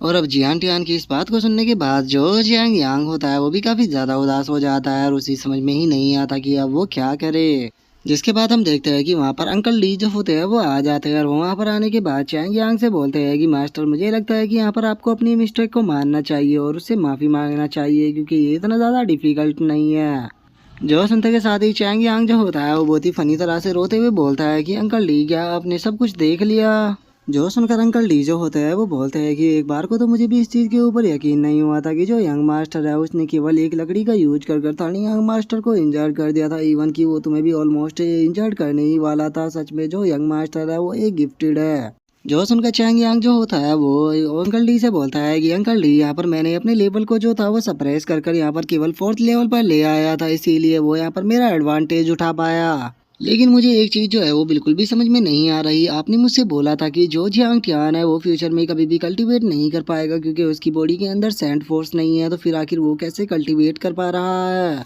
जो सुनते के साथ ही अंकल डी जो होते हैं वो चैंग यांग से बोलते हैं कि इसी चीज़ ने मुझे भी बहुत ज़्यादा परेशान किया था, मैं खुद बहुत ज़्यादा कंफ्यूज था उस टेस्ट को करने के बाद क्योंकि जो यंग मास्टर थे वे तो चूजन वन थे, तो फिर आखिर वे कल्टीवेट क्यों नहीं कर सकते। इसीलिए जो यंग मास्टर थे मैंने उसी दिन से उनके ऊपर नज़र रखना स्टार्ट कर दिया और मैंने देखा कि वे डेली लाइब्रेरी के अंदर जाकर वहाँ पर पढ़ाई किया करते थे, और इस चीज़ को मैं बहुत पहले से ही जानता था कि वे सेंट फोर्स को भी यहाँ पर कल्टीवेट कर सकते हैं।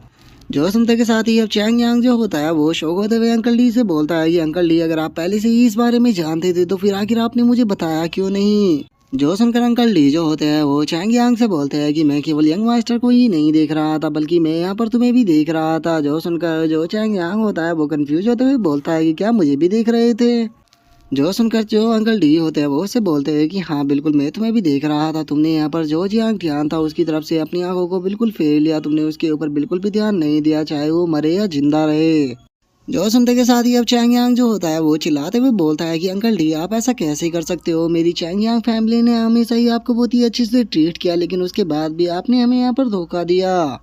जो सुनते के साथ ही अंकल डी जो होते हैं वो वहाँ से जाने लगते हैं और वहाँ से जाते हुए चैंग यांग से बोलते हैं कि मास्टर मैं केवल यहाँ पर एक गेस्ट हूँ, तो इसीलिए आप इस चीज़ के लिए मुझे ब्लेम नहीं कर सकते। आप खुद अपने बेटे को यहाँ पर कंट्रोल नहीं कर पा रहे हो तो उसका ब्लेम आप इस तरह से दूसरों के ऊपर डालोगे तो ये बिल्कुल भी अच्छी बात नहीं है। जो सुनते के साथ ही अब चैंग यांग जो होता है वो भी थोड़ा उदास हो जाता है और वो उदास होते हुए बोलता है कि हाँ तुमने बिल्कुल सही कहा, ये सारी गलती जो है वो मेरी है, मैं यहाँ पर अपने फादर की जो ड्यूटी थी उसे अच्छे से नहीं निभा पाया, इसीलिए मेरा खुद का बेटा जो है वो यहाँ पर मुझसे ही नफरत करने लग गया है। जो सुनकर अंकल डी जो होते हैं वो उससे बोलते हैं कि मुझे नहीं लगता कि अभी भी इस चीज़ के लिए यहाँ पर देर हुई है, क्योंकि अगर यहाँ पर यंग मास्टर जियान टियान की बात करी जाए तो उनका कैरेक्टर जो है वो बहुत ही ज़्यादा हाईली है, और अगर तुम उसकी तरफ अब थोड़ा सा भी फ्रैंक होगे तो वे दिल खोल कर तुम्हारा स्वागत करेंगे। जो सुनते के साथ ही चैंग यांग भी एकदम से खुश हो जाता है और वो खुश होते हुए बोलता है कि थैंक यू अंकल डी, मैं आपकी बात को समझ गया। और उसके इतना बोलते के साथ ही अब हमारा व्यू जो होता है वो चैंग यांग फैमिली के मैन हॉल के अंदर आ जाता है, जहाँ पर कि हम देखते हैं कि जो फैंग यान और युन टियान होती है वे दोनों वहाँ पर बैठी हुई होती है। जिसके बाद अब फैंग यान जो होती है वो युन टियान को चिढ़ाते हुए उसे बोलती है कि मास्टर जो है वो यहाँ पर जियांग टियान से निपटने के लिए चले गए हैं, तो इस बार तुम दोनों को यहाँ पर खत्म होने से कोई नहीं बचा सकता। जो सुनते के साथ ही यूनटियान जो होती है वो उससे बोलती है कि अपने इस सुअर जैसी फेस के साथ में यहाँ पर एरोगेंट बनने की कोई भी जरूरत नहीं है। जियांग टियान जो है वो यहाँ पर मेरा बेटा है, तो क्या तुम्हें लगता है कि मैं उसे ऐसे ही यहाँ पर तुम लोगों को हर्ट करने देती? मैं पहले ही उसे अपनी मदर के हाउस पर बेच चुकी हूँ, तुम लोग चाहकर भी उसे यहाँ पर हर्ट नहीं कर पाओगे।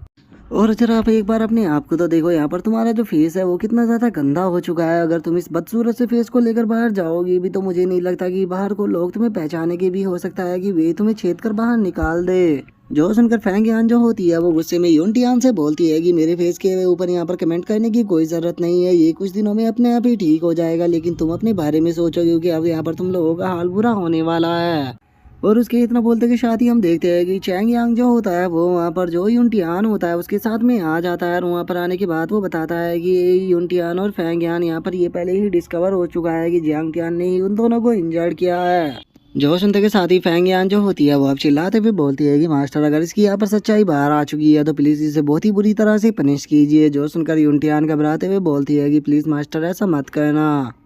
और उनके अब इतना बोलते के साथ ही चैंग यांग जो होता है वो उनसे बोलता है कि मैं मानता हूँ कि यहाँ पर जियाओ टियान जो था उसने अपने भाई को ही हर्ट किया है, लेकिन मुझे पता लगा है कि यहाँ पर जो की और जो ये सर्वेंट है ये दोनों भी यहाँ पर जियांग टियान को बुली किया करते थे, तो इसीलिए ये मैटर यहाँ पर क्लियर हो चुका है। लेकिन उसके बाद भी जियांग टियान यहाँ पर अपनी आंट से माफी मांगो। जो सुनकर जियांग टियान जो होता है वो अजीब सा फेस बनाते हुए बोलता है कि सॉरी आंट।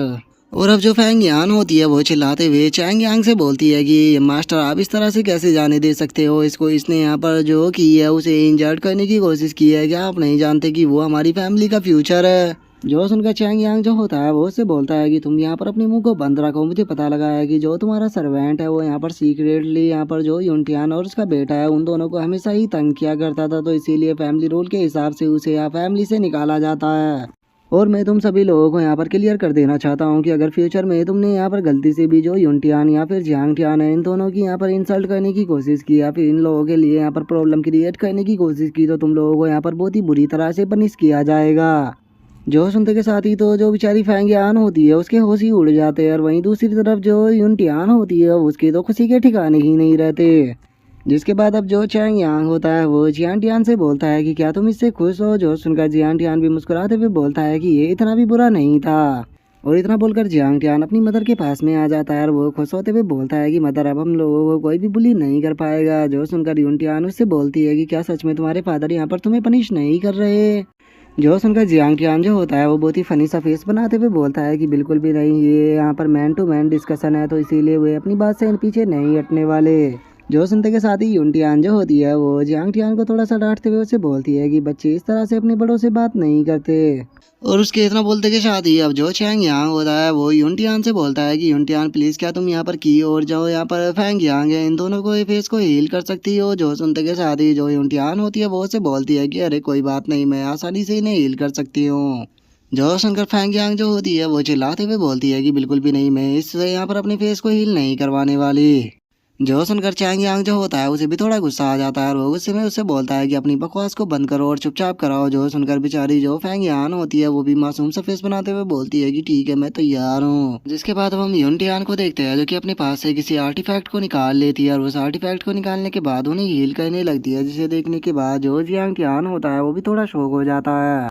और वो शौक होते हुए अपने मन में सोचता है कि यहाँ पर मदर के हाथों के अंदर जो स्पेशल एनर्जी है वो अर्थ की घूम रही है, क्या ये रेडिडेंट सेंट फोर्स है? और उसके इतना बोलते के साथ ही हम देखते हैं कि जो की और जो फैंग यान होती है उन दोनों के फेस हील हो जाते हैं, जो देखने के बाद वे खुश होते हुए बोलती है कि फाइनली हम हील हो गए। जो सुनते ही यूनटियान जो होती है वो स्टाइल मारते हुए बोलती है कि अरे ये तो मामूली सी बात थी, और हम देखते हैं कि पीछे से वे दोनों उसे चीयर कर रहे होते हैं। और अब जो जियांग टियान होता है वो अपने मन में सोचता है कि ये तो बहुत ही स्पेशल एनर्जी है, लगता है कि मुझे यहाँ पर इसकी ट्रेनिंग करनी होगी, जिसके बाद हो सकता है कि ये मेरे काफ़ी ज़्यादा फायदेमंद रहे। और वो ये सोच ही रहा होता है तभी जो चैंग यांग होता है वो जियांग टियान के कंधे के ऊपर हाथ रखते हुए बोलता है कि अभी ये मैटर जो है वो पूरी तरह से यहाँ पर ख़त्म नहीं हुआ। यहाँ पर जो जियांग टियान है उसने अपने ब्रदर को इंजर्ड किया है, तो इसीलिए इसे यहाँ पर पनिशमेंट तो ज़रूर किया जाएगा।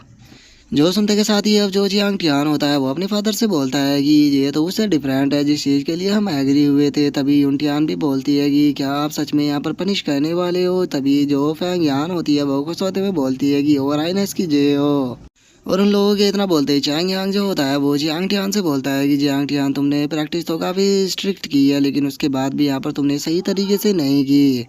तो इसीलिए तुम्हारी पनिशमेंट यहाँ पर ये होने वाली है कि कल से तुम अकल्डी को फॉलो करोगे और उनके साथ में माउंटेन पर जाकर ट्रेनिंग करोगे। और ये पनिशमेंट तुम्हारी तब तक रहने वाली है जब तक कि तुम सेंट फोर्स के 8 लेवल पर नहीं पहुंच जाते हो। जो सुनते के साथ ही सभी लोग जो होते हैं वो काफी शौक हो जाते हैं और वे शौक होते हुए बोलते हैं कि क्या ये सच में पनिशमेंट है। तभी की भी चिल्लाते हुए बोलता है कि फादर मुझे भी इस तरह की पनिशमेंट चाहिए। और उनके इतना बोलते के साथ ही अब जियांग टियान जो होता है वो थोड़ा सोचते हुए बोलता है कि चलो ये इतना बुरा भी नहीं रहेगा अगर अंकल डी जो है वो मुझे गाइड करेगी तो। जो सुनते के साथ ही अब चैंग यांग जो होता है वो जियांग टियान को एक लेटर देते हुए उसे बोलता है कि ठीक है, जब तुम सेंट फोर्स के 8 लेवल पर पहुंच जाओगे तो उस टाइम पर इस लेटर को ओपन कर लेना, क्योंकि ये लेटर जो है वो कोई नॉर्मल लेटर नहीं है। इस लेटर के अंदर यहाँ पर तुम्हारा फ्यूचर लिखा हुआ है। जो सुनते ही जियांग टियान जो होता है वो उस लेटर की तरफ देखते हुए अपने मन में सोचता है कि मेरा फ्यूचर इस लेटर के अंदर है। और उसके अब इतना सोचते ही हमारा व्यू जो होता है वो 7 साल बाद पर आ जाता है, जहाँ पर कि हम देखते हैं कि चैंग यांग जो होता है वो अंकल डी के पास में बैठा हुआ होता है और वो अंकल डी से पूछता है कि जियांग टियान जो है उसकी कल्टीवेशन यहाँ पर कैसी चल रही है। और अंकल डी आपको क्या लगता है कि जियांग टियान जो है वो सेंट फोर्स के 8 लेवल पर कब तक ब्रेक थ्रू कर जाएगा। जो सुनते के साथ ही जो अंकल डी होते हैं वो चैंग यांग से बोलते हैं कि अगर यंग मास्टर की कल्टीवेशन की बात की जाए तो सच में उनका टैलेंट बहुत ही ज्यादा अमेजिंग है, क्योंकि वे इतनी कम उम्र में ही सेंट फोर्स के 7th लेवल पर जा चुके हैं। और केवल 14 साल की उम्र में ही सेंट फोर्स के 7th लेवल पर आ जाना ये उन्हें जीनियस कंसिडर कराने के लिए काफ़ी है। लेकिन उसके बाद भी मुझे फील होता है कि जो यंग मास्टर है वो कल्टीवेशन करने में यहाँ पर अपना बेस्ट नहीं देते हैं। जो सुनते ही चैंग यांग भी काफ़ी शौक हो जाता है और वो शौक होते हुए बोलता है कि क्या जियांग टियान यहाँ पर कल्टीवेशन के अंदर अपना 100% नहीं देता, क्या आपके पास में इस चीज़ का कोई प्रूफ है। जो सुनकर जो अंकल डी होते हैं वो उसे बोलते हैं कि देखो मेरे पास में इस चीज़ का कोई प्रूफ तो नहीं है, लेकिन मुझे ये चीज़ जो है वो हमेशा फील होती है कि जो यंग मास्टर है वो जब चाहे तब 8 लेवल पर एडवांस कर सकते हैं। जो सुनते ही चैंग यांग जो होता है वो उस लेटर की तरफ देखते हुए बोलता है कि अगर जियांग टियान इस साल भी यहाँ पर सेंट फोर्स के 8 लेवल पर ब्रेक थ्रू नहीं कर पाया तो मुझे डर है कि हम लोगों को 1 साल और इंतजार करना पड़ेगा। और उसके इतना बोलते ही हमारा व्यू जो होता है वो यून टियान के ऊपर आ जाता है, जो कि आराम से लेटे हुए एंजॉय कर रही होती है। तभी एक सर्वेंट जो होती है वो वहाँ पर आते हुए बोलती है कि ग्रैंड मदर, ये सेसोनियल फ्रूट और कुछ स्नेक है जो कि मास्टर ने स्पेशली ऑर्डर कर आपके और यंग मास्टर के लिए मंगाए हैं। जो सुनकर यून टियान जो होती है वो उसे बोलती है कि जियांग टियान जो है वो अभी कल्टीवेशन कर रहा है तो इसीलिए इसे यहाँ पर रख दो, जब वो आएगा मैं उसे खिला दूंगी। जो सुनकर वो सर्वेंट भी ओके बोल देती है। और अब उस सर्वेंट के वहाँ से चले जाने के बाद यून टियान जो होती है वो हंसते हुए बोलती है कि जियांग टियान हमारा जो ट्रीटमेंट है वो रोजाना यहाँ पर और भी अच्छा होता जा रहा है। और उसके इतना बोलते के साथ ही हमारा व्यू जो होता है वो जियांग टियान के ऊपर आ जाता है, जहाँ पर कि हम देखते हैं कि इस टाइम पर वो 14 साल का हो चुका होता है और वो बैठे हुए कल्टीवेशन कर रहा होता है। और हम देखते हैं कि जियांग टियान जो होता है उसे अपनी पास्ट लाइफ के जो सपने होते हैं वो आ रहे होते हैं, जहाँ पर कि हम देखते हैं कि किसी सेक्ट के अंदर बहुत ही पावरफुल फाइट जो होती है वो चल रही होती है, जहाँ पर कि अब एक बंदा जो होता है वो चिल्लाते हुए बोलते हैं कि अब जियान शियान यहाँ पर नहीं है और जियान शियान के बिना तुम लोग जो हो वो एक नंबर के लूजर हो और तुम्हें ख़त्म करना किसी फिश को ख़त्म करने जैसा है। जो सुनते के साथ ही एक बंदा जो होता है वो वहाँ से भागते हुए बोलता है कि ब्रदर जियान शियान जो है वो फाइनली वापस जरूर आएंगे और देखना जिस दिन वे वापस आएंगे वे हमारा बदला जरूर लेंगे और तुम बास्टर्डों को यहाँ पर जिंदा नहीं छोड़ेंगे। और गाइज मैं आप लोगों को बता दूं कि जियान शियान जो है वो हमारे मेन कैरेक्टर का रियल नाम है। और अब हम देखते हैं कि वहाँ पर एक बंदा जो होता है वो पहले वाले बंदे को शॉट से मारते हुए उसे बोलता है कि जियान शियान जो है वो यहाँ पर क्यूबाई के साथ में मर चुका है, इसीलिए वो यहाँ पर तुम्हारी मदद करने के लिए नहीं आ पाएगा। और इतना बोलते के साथ ही अब सभी लोग जो होते हैं वो वहाँ पर मौजूद लोगों के ऊपर अटैक करते हुए बोलते हैं कि चलो सभी लोग साथ में मिलकर इन सभी को यहाँ पर ख़त्म कर दो, कोई भी जिंदा बचना नहीं चाहिए। और इतना बोलते के साथ ही अब वे सभी लोग जो होते हैं वो वहाँ पर मौजूद सभी लोगों को मार देते हैं, जिसके बाद हम जियान शियान को देखते हैं जो कि सुबह में चिल्लाते हुए बोल रहा होता है कि नहीं रुक जाओ। और इतना बोलते बोलते ही अब जो जियान शियान होता है वो सामने की तरफ अटैक को कर देता है। और इतना बोलकर जो जियांग टियान होता है उसे वहाँ पर महसूस होता है कि अभी तक जो कुछ भी हुआ वो बस एक सपना देख रहा था, जिसे सोचने के बाद अब वो बोलता है कि वो तो बस ये एक सपना था।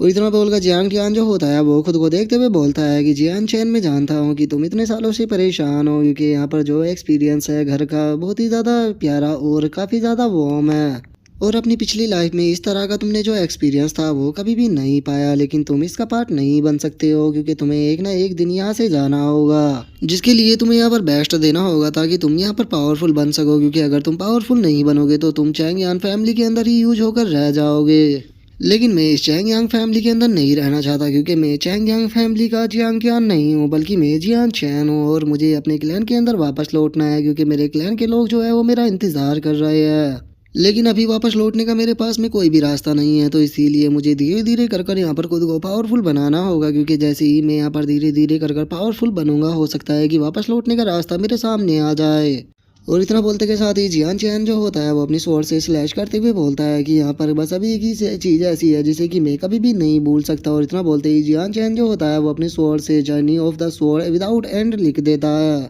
और उसे लिखने के बाद अब जियान चैन जो होता है वो बोलता है कि अब मैं फाइनली यहाँ पर सेंट फोर्स के 8 लेवल में एडवांस कर चुका हूँ। और उसके इतना बोलते ही हमारा व्यू चैंग यांग के ऊपर आ जाता है, जो कि बहुत ही ज़्यादा खुश हो जाता है। और वो खुश होते हुए बोलता है कि जियांग टियान, क्या सच में तुम सेंट फोर्स के 8 लेवल पर ब्रेक थ्रू कर गए? जो सुनकर अंकल डी जो होते हैं वो भी खुश होते हुए बोलते हैं कि मैं जानता था जो यंग मास्टर है वो हमें कभी भी यहाँ पर निराश नहीं करेंगे। और उसके इतना बोलते के साथ ही जियांग टियान जो होता है वो वहाँ पर आकर बैठ जाता है। और वहाँ पर बैठने के बाद वो उस लेटर की तरफ देखते हुए बोलता है कि क्या मैं अब इस लेटर को ओपन कर सकता हूँ जिसके अंदर की मेरा फ्यूचर है। जो सुनते ही चैंग यांग जो होता है वो खुश होते हुए बोलता है कि हाँ बिल्कुल ओपन करो। जो सुनकर जियांग टियान भी उस लेटर को ओपन कर देता है, जहाँ पर कि उसे पता लगता है कि वो एडमिशन का लेटर है। जो देखने के बाद जियांग टियान को कुछ भी समझ में नहीं आता और वो बोलता है कि ये तो बस एडमिशन का लेटर है।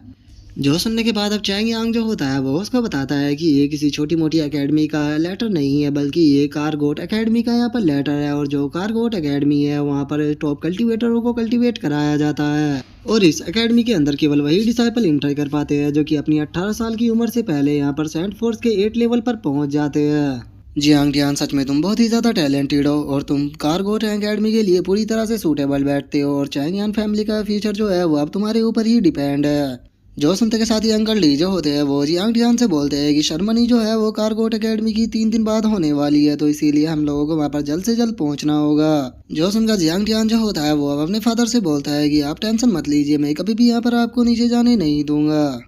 जिसके अब हम थोड़ी देर बाद का सीन देखते हैं, जहाँ पर कि जो चैंग यांग होता है वो जियांग टियान से बोलता है कि जियांग टियान, अगर तुम 18 साल की उम्र से पहले जो सेंट फोर्स के 10th लेवल है उससे पास कर गई तो मैं यहाँ पर तुम्हें एक स्पेस रिंग गिफ्ट करूंगा। जो सुनते के साथ ही जियांग टियान जो होता है वो अपने फादर से बोलता है कि फादर आप टेंशन मत लीजिए, मुझे इतना लंबा टाइम नहीं लगेगा यहाँ पर 10th लेवल पर पहुँचने में। और उसके इतना बोलते के शादी अब यून टियान जो होती है वो जियांग टियान के पास में आते हुए उससे बोलती है कि जियांग टियान, ये तुम्हारा पहली बार है जब तुम घर से बाहर जा रहे हो, तो इसीलिए याद रखना कि तुम्हें अपना ध्यान रखना होगा, क्योंकि मदर इस बार तुम्हारे साथ नहीं जा सकती। लेकिन हाँ, मदर ने यहाँ पर तुम्हारे लिए काफ़ी सारी बुकें जो है वे लिख दी है, जिनके अंदर की मैंने काफ़ी एडवाइसों को लिखा है जो कि तुम्हें फ्यूचर में पढ़नी होगी। और उसके इतना बोलते ही हम देखते हैं कि पीछे उन्होंने पिलो के बैग भरकर रखे होते हैं, जिसे देखने के बाद जियांग टियान अपनी मदर से बोलता है कि मदर आप टेंशन मत लीजिए, अब मैं कोई बच्चा नहीं रहा हूँ, मैं अपना ध्यान रख सकता हूँ। जो सुनते के साथ ही यून टियान जो होती है वो बहुत ही फनी सा फेस बनाते हुए जियांग टियान से बोलती है कि मैंने सुना है कि जो फेंग यान है उसे जैसे ही पता लगा कि तुम कारगोट एकेडमी के अंदर जा रहे हो तो वो गुस्से से पागल हो गई है। बेटे मेरे, तूने बहुत ही अच्छा काम किया है। जो सुनते के साथ ही जियांग टियान जो होता है वो हंसते हुए बोलता है कि मदर ये मैंने आपसे ही सीखा है। और उसके इतना बोलते के साथ ही अब अंकल डी जो होते हैं वो जियांग टियान से बोलते हैं कि यंग मास्टर हम काफ़ी लेट हो चुके हैं, तो इसीलिए हमें जल्द से जल्द निकलना होगा। जो सुनकर जियांग टियान भी ओके बोल देता है। जिसके बाद अब जियांग टियान जो होता है वो उस बर्ड के ऊपर बैठ जाता है और वो बोलता है कि ठीक है मदर फादर, मैं यहाँ से जा रहा हूँ। जो सुनकर चैंग यांग बोलता है कि ठीक है अपना ध्यान रखना। तभी यून टियान बोलती है कि बेटे मैंने लेटर लिखा है उसे अच्छे से पढ़ लेना। जो सुनते ही अंकल डी जो होते हैं वो अब जियांग टियान को लेकर वहाँ से निकल जाते हैं। और जो जियांग टियान होता है वो खुशी के मारे चिल्लाते हुए बोलता है कि कारगोट एकेडमी में वहाँ पर आ रहा हूँ। और इतना बोलकर जो जियांग टियान होता है वो अपने मन में सोचता है कि इतने लंबे टाइम के बाद फाइनली ये उड़ने वाली जो फीलिंग है ये मुझे मिल गई, क्योंकि मैंने इस फीलिंग को बहुत ही ज़्यादा मिस किया था। और अब उसे ऐसे खुश देखने के बाद जो अंकल डी होते हैं वो उसे बोलते हैं कि यंग मास्टर सच में आप काफ़ी डिफरेंट हो, क्योंकि जब मैं आपके बड़े भाई को अपने साथ में कारगोट एकेडमी के अंदर लेकर गया था तो वो बहुत ज़्यादा डरा हुआ था और पूरे उड़ते टाइम उसने मुझे ही पकड़ रखा था। जो सुनते के साथ ही अब जियांग टियान जो होता है वो बहुत ही फनी सा फेस बना लेता है और वो फनी सा फेस बनाते हुए बोलता है कि क्या मेरा बड़ा भाई ऑलरेडी कारगोट एकेडमी के अंदर है, लेकिन आखिर मैं उस बारे में क्यों नहीं जानता हूँ।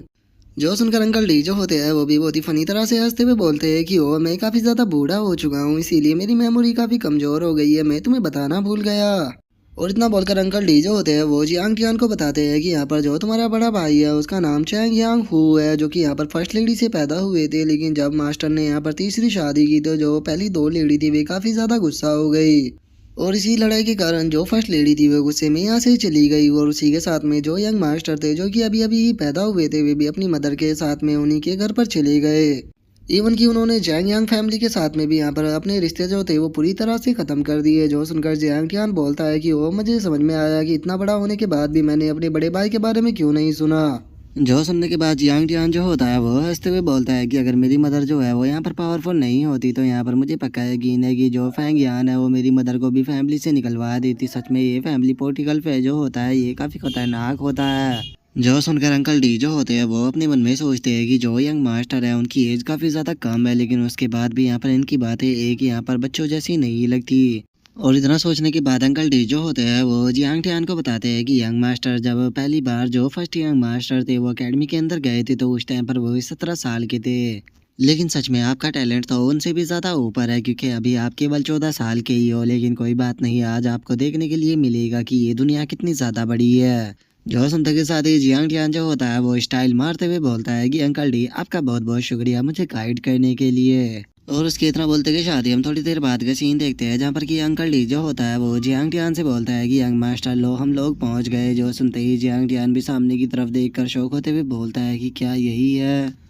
कारगोट एकेडमी। और इतना बोलते के साथ ही हम देखते हैं कि वे लोग जो होते हैं वो एकेडमी के ऊपर आ जाते हैं। और जैसे ही वे लोग नीचे पहुंचते हैं तो उन्हें पता लगता है कि वहां पर बहुत ही सारे डिसाइपल जो होते हैं वो खड़े होते हैं, जिन्हें देखने के बाद जियांग टियान घबराते हुए बोलता है कि यहाँ पर तो बहुत सारे लोग हैं, आखिर मैं यहाँ पर अपने बड़े भाई को ढूंढूंगा कैसे। जो सुनते के साथ ही अंकल डी जो होते हैं वो ऐसे बोलते हैं कि अरे तुम टेंशन मत लो, यहाँ पर फर्स्ट यंग मास्टर को ढूंढना तो बहुत ही ज्यादा आसान है।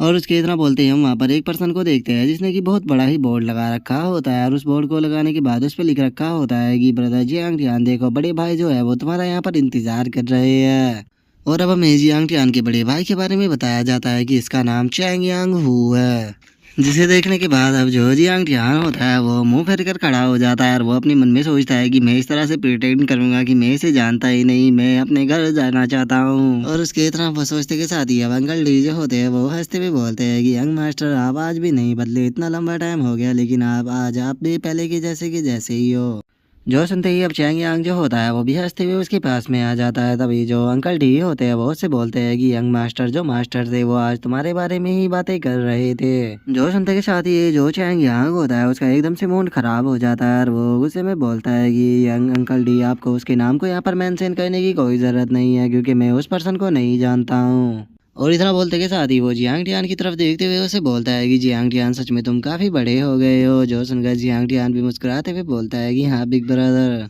जो सुनते के साथ ही चैंग यांग जो होता है वो जियांग टियान को वहाँ से लेकर जाने लगता है और उसे ले जाते हुए उसे बोलता है कि अगर तुम्हें यहाँ पर कोई भी बुली करने की कोशिश करे तो तुम बड़े भाई के पास में आ जाना, जो तुम्हारा बड़ा भाई है वो तुम्हारा बदला लेगा। जो सुनते के साथ ही अब अंकल डी जो होते हैं वो चैंग यांग से बोलते हैं कि यंग मास्टर चैंग यांग अब प्लीज़ जियांग टियान का यहाँ पर ध्यान रखना क्योंकि मैं प्रिंसिपल से तो कुछ बातें करने के लिए जा रहा हूँ।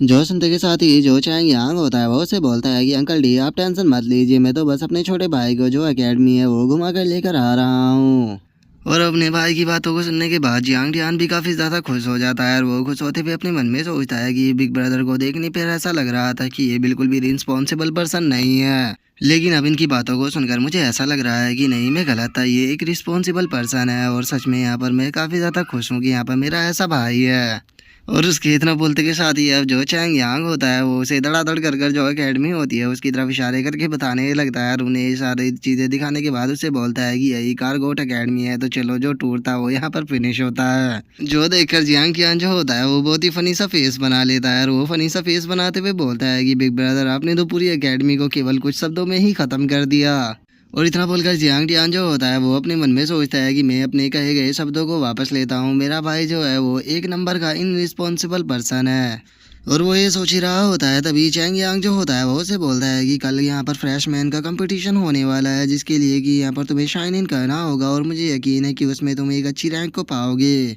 और उसी के साथ में जो दूसरे स्टूडेंट है उनके साथ में भी तुम यहाँ पर मिलजुल भी लोगे। जो सुनते के साथ ही जो जियांग टियान होता है वो से बोलता है कि ब्रदर फ्रेशमैन के बीच में यहाँ पर फाइट होने वाली है, तो क्या आपको लगता है कि वहाँ पर फाइट के दौरान कोई एक दूसरे से मिले जुलेगा? वहाँ पर तो बस सभी लोग जो है वो एक दूसरे को हराने के पीछे भागेंगे। जो सुनकर जो चैंग यांग होता है वो जियांग टियान के कपड़ों के ऊपर एक लॉकेट को चिपकाते हुए उसे बोलता है कि ये यहाँ पर रजिस्ट्रेशन टोकन है, इसे तुम अपने पास में रखा रहना और मुझे यकीन है कि तुम यहाँ पर काफ़ी अच्छी फाइट करोगे।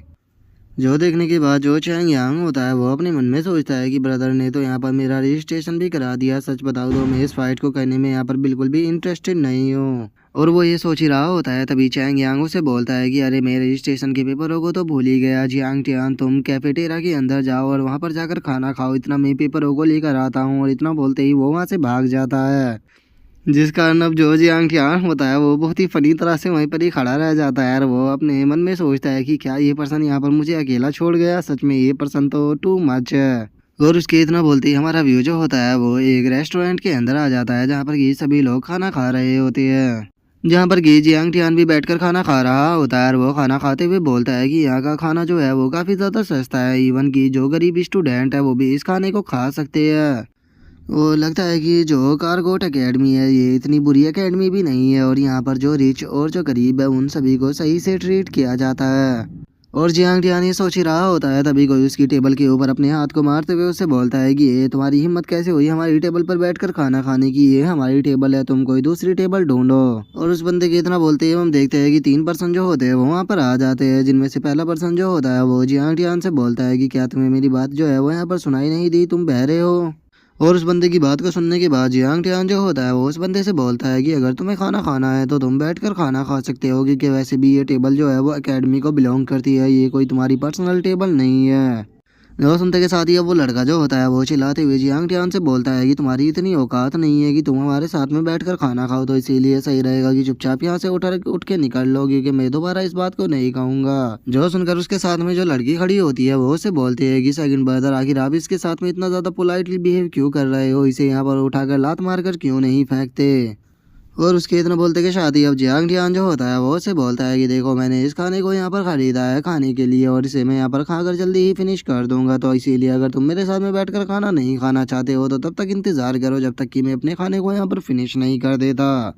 जो सुनते के साथ ही अब वो लड़का जो होता है वो चिल्लाते हुए उससे बोलता है कि मैं तुम्हें यहाँ पर लास्ट वार्निंग दे रहा हूँ, नहीं तो याद रखना कि तुम अपनी इस गलती के लिए यहाँ पर बहुत ही ज़्यादा पछताओगे। तभी वो जो लड़की होती है वो भी चिल्लाते हुए जियांग टियान से बोलती है कि तुम्हारी हिम्मत कैसे हो गई हमसे इस तरह से बात कहने की, क्या तुम जानते भी हो कि हम लोग कौन हैं? और उन दोनों के इतना बोलते ही अब जो उनका तीसरे वाला साथी होता है वो सामने आते हुए जियांग टियान से बोलता है कि वो तुम्हारे यहाँ पर मटेरियल और तुम्हारी यूनिफॉर्म को देखकर ऐसा लगता है कि तुम भी यहाँ पर किसी नोबल फैमिली से आते हो, इसीलिए मैं जानना चाहता हूँ कि तुम्हारा यहाँ पर नाम क्या है और आखिर तुम किस फैमिली से यहाँ पर आए हो। और मैं तुम्हें एक चीज़ बता दूं कि हमारी एकेडमी जो है वो नोबेल फैमिलियों को काफ़ी ज़्यादा छूट देती है और वहीं जो कॉमन लोग होते हैं उन्हें इतनी ज़्यादा छूट नहीं दी जाती है, इसीलिए यहाँ पर जो नोबेल फैमिली है अगर उनके बीच में फाइट भी होती है तो एकेडमी इंटरफेयर नहीं करती।